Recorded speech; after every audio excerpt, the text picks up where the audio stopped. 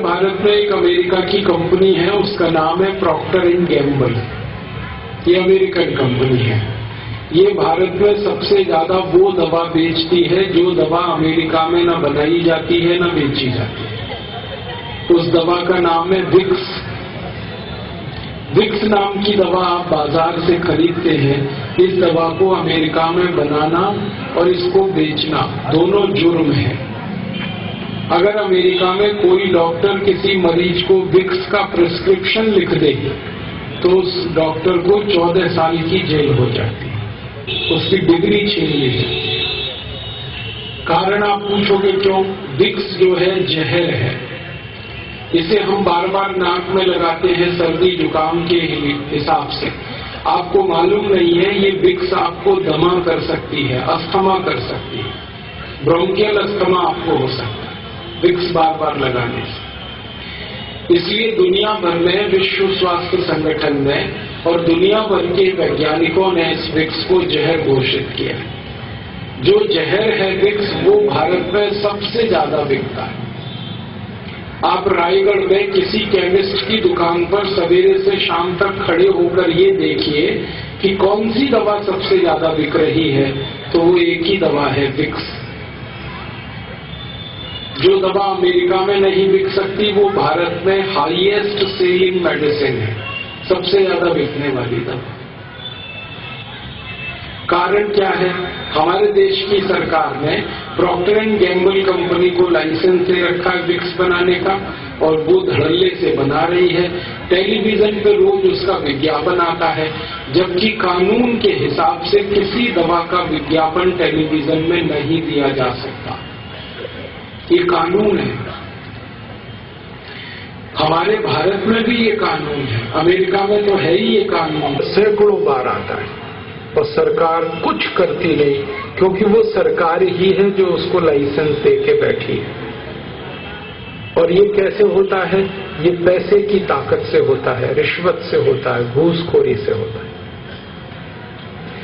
Television में आपको बताया जाता है कि खांसी हो गई है तो विक्स की गोली लो, गले की खिचखिच दूर करो। ये अपराध है बोलना टेलीविजन पे, क्राइम है। कानून के हिसाब से ये क्राइम है, क्रिमिनल एक्टिविटी। लेकिन हमारे यहाँ ये हो रहा है, कारण उसका घूसखोरी, रिश्वतखोरी, भ्रष्टाचार।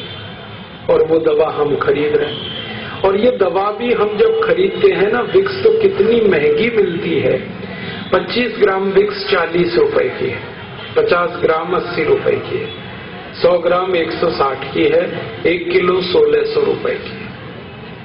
अब 1600 रुपए किलो विक्स हम नाक में लगा रहे हैं, 400 रुपए किलो बादाम नहीं खा रहे, 200 रुपए किलो काजू नहीं खा रहे, 300 रुपए किलो गाय का घी नहीं खा सकते, 1600 रुपए किलो की विक्स लगा लेते।